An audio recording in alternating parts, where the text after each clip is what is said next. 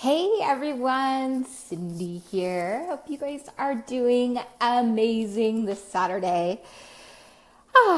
It is a rainy day here in San Diego. So, at any rate, I just want to go ahead and dive right in. I hope you guys are joining on right now. And, I want to talk about, today the segment was around our femininity and around, I love hearts. Awesome. I can't see who you are, but I love that you're here joining. I was trying to play around with a couple things earlier, and it was funny because I've got this heavy case. I think they call it, I call it a Navy SEAL case. Oh, loving all your hearts. I mean, this thing is heavy duty. Anyway, my selfie stick, too much information, but my selfie stick would not really cooperate with this big case. So I'm actually going to try something else tomorrow when we go live. Anyway, with a tripod. So that you can see more of me and I can express to you more of the things that I care to express. So at any rate, happy Saturday again. That was a long explanation. And I just want to, cross tripod. I've got one. I do. And I just need to set it up. So thanks, Robin. You're awesome. So in our conversations today, if you guys saw the segment, I hope you did, with Katarina Fang, it was really good. We talked about femininity and what that looks like, because a lot of times as women, we don't even quite understand it to the depth of what it is and how to show up in that way in relationship. So femininity is about receptivity, and receptivity is the opposite of masculine, which is more of the doer role. So if you're a parent, a mother is probably one of the most masculine jobs you can have on this planet. And a lot of women don't know that. They don't even associate or think about that, because a mother is doing. She's, cooking, cleaning, playing with the children, teaching them.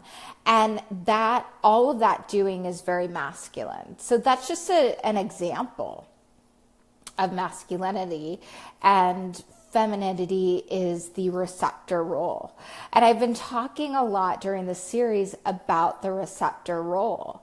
And Katarina and I got in a really good conversation around men, how they show up in dating and relationships, and how to really see where you stand. And I think I'm speaking for a lot of you guys, and I've been there myself, where, we can get impatient when it comes to our relationships and dating. And, I would tell you guys this is to really go into it as you're getting to know men with, this could just possibly be a new friend. And what can I take away from this experience right here, right now, that's positive, that potentially I learned something. Maybe I learned and grew from it. Who knows?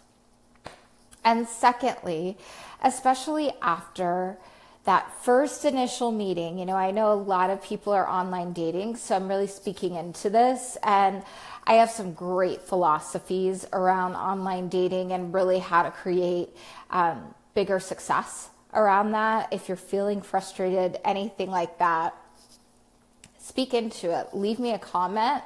I'm always happy to answer your questions. And so if you're meeting men online and then, a lot of times women think they have an obligation after the date to text a guy and say thank you. And you do not, all you need to do is say thank you after the date or when the date ends, and be the one to exit first. That creates some, it creates a bit of mystery. It creates some magnetism with you. It creates curiosity with men. And also, you've got a life. You're busy. You hardly know this man. And you definitely want to make sure that you create that kind of tension. That's what it does. It does create some tension, especially if he's kind of interested. I want to learn how to know. I'm reading a question. I love it. If a guy is a good prospect, what should I look for while dating online to avoid creepers? Well, this is a really good question, actually. So, someone was just asking about, and I'll speak into that in a moment, Penelope, too. Someone was asking about, how do I make a good selection online? How do I, avoid people that are potentially creepy or creepers? So we'll go into that in a second. And so as I was talking about too, so after that first date, it's leave it up to him. Be the receiver. Be the one, and continue meeting people, developing friendships, keeping low expectations, because you never know. And that's why you always want to meet people in a public place when you first start, when you first connect with them. You want to make sure that you're, not having the first date be too long. And part of the reason for that is it does the same thing. It creates, if you're with the person too long on the first date, sometimes men don't understand why, but they think, gosh, I'm not that motivated to see her again. She's really nice. She was attractive. I had a really nice time with her, but I feel it's kind of like eating too much ice cream, right? Do you really want it the next day? Well, a guy especially feels that way when it comes to a woman. He wants to know, he wants to feel a connection with you. And that's what I want to speak into right now, because connectivity between men and women, I think in this day and age, is one of the most challenging things. And here's why I feel that way, is because we live in the digital age. I mean, yes, you get to see me. We're doing a video right now. And how often do you see people all over the place in public on their cell phones, texting, emailing, really not present? And so I'm encouraging you to be really present during a date and create connectivity. If you guys didn't get a chance to listen to that training call that I did for my group clients that I posted in here, I highly, highly recommend listening to it ASAP, because we talked about just that. And, something to do when you're interested, and, even just as practice, look into a man's eyes, touch his arm when you're talking, smile, and listen to learn. Don't wait to speak. Oftentimes as women, our minds think a million miles a minute, and we process information a whole lot faster than men do. So when it comes to these guys, I will tell you that if you want to create a deeper connection with the man, ask him something about him, like what makes you want to get up in the morning? Ask him things that, what are you excited about in your life right now? And zip it. Don't interrupt. And he might go, let me think about that. It's a really good question. And just smile and zip it. And he might say, well, I'm excited about this book I'm reading. And then zip it for another 5 seconds. And I know it sounds crazy, but they'll open up to you more. And he's like, yeah, I'm really into this book because I love sailing, and it's a book about becoming an expert sailor, and I have a dream of, sailing from California to, through the Panama Canal to Florida one day. And it talks about weather patterns and right? So if you listen and you smile and you stay engaged and you ask questions like, wow, that's interesting. What made you passionate about sailing? And what that does is it opens up a connection point. And remember how I was saying a couple videos ago, when you're getting to know men, and Penelope, this is going to answer your question. You can start to seek out, like, what kind of guy is this? What is he looking for? And you can straight up ask him those questions, like, what is it that you're looking for in this area of your life? And, one of my clients, she's dating right now, and she met this gentleman that's a child psychologist, and he's passionate about having children, and he didn't seem as excited about getting married. And she wants partnership first and then a family. And there was something that seemed a little bit like, I for lack of a better way of saying it, off about it. And, I said, he said that he wasn't as sold on the marriage as he was the having children. So it's all about asking the right questions. So he's seen a lot of children suffer from families that don't stay together, and they end up in his office.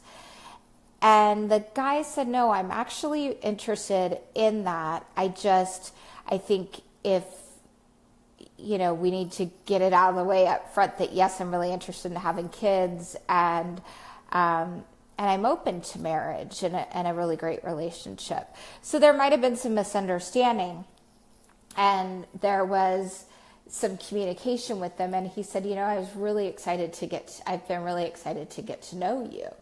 So after the first initial date, she was like, I don't know if this guy is looking for what I'm looking for. But what I encourage is to get to know him a little bit. Go out on a couple more dates. And as far as online is concerned, as far as creepers, usually creepers, if they are a creeper, will reveal themselves to you fairly quickly, and they'll do it online. So they'll literally start asking you questions that are maybe a little bit inappropriate, like send me a sexy picture, or what's your favorite position in the bedroom, right? Things like that, you can get a pretty good feel for. If a guy is asking those kinds of questions, you can set a boundary and say, hey, look, that's not the kind of conversation I would have with someone online that's a complete stranger.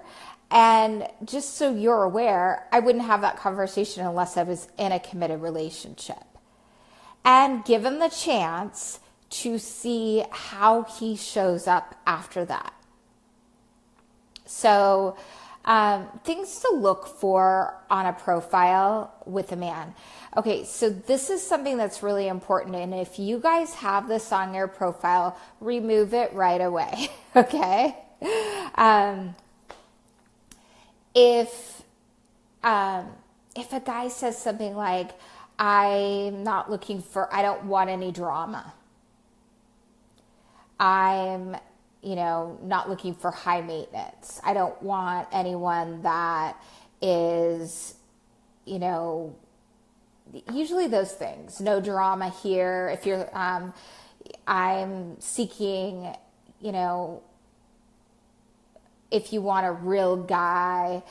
It's the reason why I say those things, especially negative connotations. Like if you're negative or you talk down or talk bad about other people, I don't want to meet you. What that tells me is they're focusing on negativity. And those are red flags to me. If I ever looked at a profile and a guy said, no drama, please, I would be like, next. Because I have to wonder, and this goes a little bit deeper, but it'll help you understand. I have to wonder, how drama filled is he in his life and in his relationships? And why would someone focus on that? You know, instead of focusing on the positive. You know, I'm seeking a healthy, loving, long-term relationship that leads towards marriage. There, right then and there, hello. That's a good one. You know, I'm seeking a partner that is, you know, passionate about the things they're doing in life and wants to, you know, have a loving, supportive, caring, mutually loving partnership, right? Excuse me. It's like I breathe in. Sorry, you guys. Okay, I'm going to take a sip of water. You ever do that? Second time that's happened to me today. Anyways, so, you know, learning about that and really sitting back to see how a guy is going to show up when it comes to dating. I mean, if a guy says, yeah, let's go out on Wednesday, and you say, great, and he's like, I'll pick you up at 6 p.m. And you don't, you know, a lot of times as women, we like to feel secure, so we like to feel like we know he's coming, you know, especially if it's early on in the dating sphere with this person. And you have to still sit back. Let's see how he's going to show up. If he, you know, confirms 10 minutes before, hey, I'll be there at 6, he might be a little more casual. Or if he confirms, you know, texts you earlier in the day, just confirming our date for tonight. Looking forward to seeing you. You then have an idea of who this guy is, where he's at, and that he's seeking something that may be a little more serious. And it's how you show up that determines how he sees you. If you show up as a woman that is, you know, who you are, and you are in your authentic place, that means staying present, off your cell phone, all those things. And also just being you and engaging with them and great conversation, happy to be there. They're going to want to know you more. You know, they're going to want to know who this enthusiastic woman is. And you've got to go first. You've got things to do. And remind me, you guys, there's a good story I could tell you about George Clooney, actually. If someone doesn't confirm.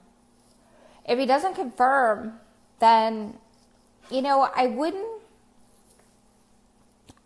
go make plans or anything like that, because I think that's something common that people will do, especially women will be like, oh, he hasn't confirmed, I'm going to make plans, he asked me too late or whatever. And I would just see what he does if he shows up. And if he doesn't, you write him off completely. No more that guy. If he doesn't show up and he tries texting you later on that night or the next day and acts like you guys didn't have plans, it's delete. That is really, it's disrespectful.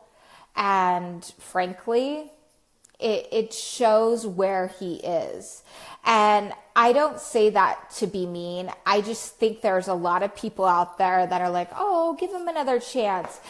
Give him a chance if he cancels and he's like, oh gosh, I'm so sorry. Something came up, or my work day just was quite a bit different than I had originally anticipated. I got pulled into a late meeting.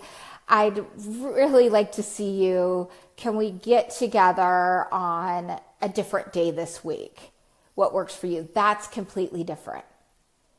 And think of it like a friend, right? If you had met a new girlfriend and you two were going to get together for coffee or a dinner or whatever, it's, if she cancels on you, you're not going to be upset about it.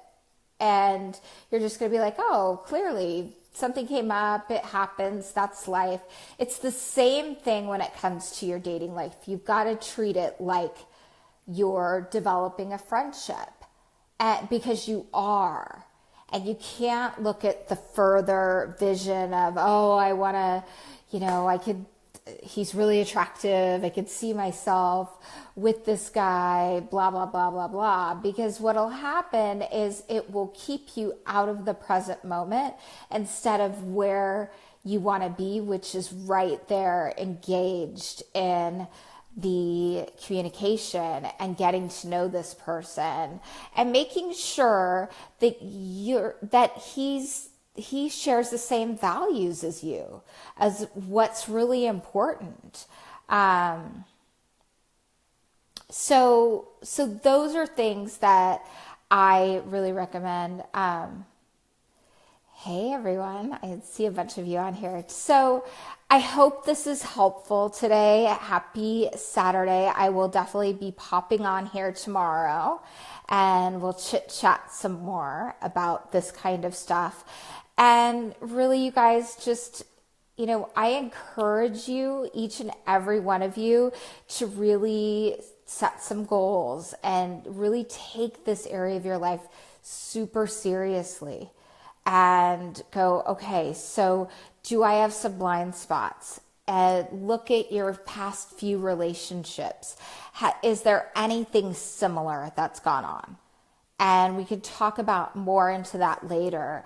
And how can I become the most successful in my partnerships that I can be, right? And there's a lot of ways to do that. I call it the slow boat to China is reading a ton of books. You can do it, but unless you have someone there that is going to help support you and know you and your particular style, it can be really challenging. So I just encourage each and every one of you guys to, deeply listen to this series. If you want to bring in your man this year, hire a coach. I mentioned this yesterday. We do have open enrollment for Love University here, and you can ask me any questions about that. But at any rate, really get into that student of love and life, and don't hold back, because you are enough right now the way you are, and the right man will show up when you are showing up for yourself and you are allowing him to come to you. They love it. The right man loves it. Lazy dater guys don't. And we can tell those gentlemen fairly easy. So if you have any questions, comments, I want to hear from you guys. Please post below. And you'll definitely get in your email tomorrow what time I'll be doing this Facebook Live with everyone. And I'm sending you hugs and kisses, lots of love on this Saturday evening. Go do something you enjoy. So bye, everyone.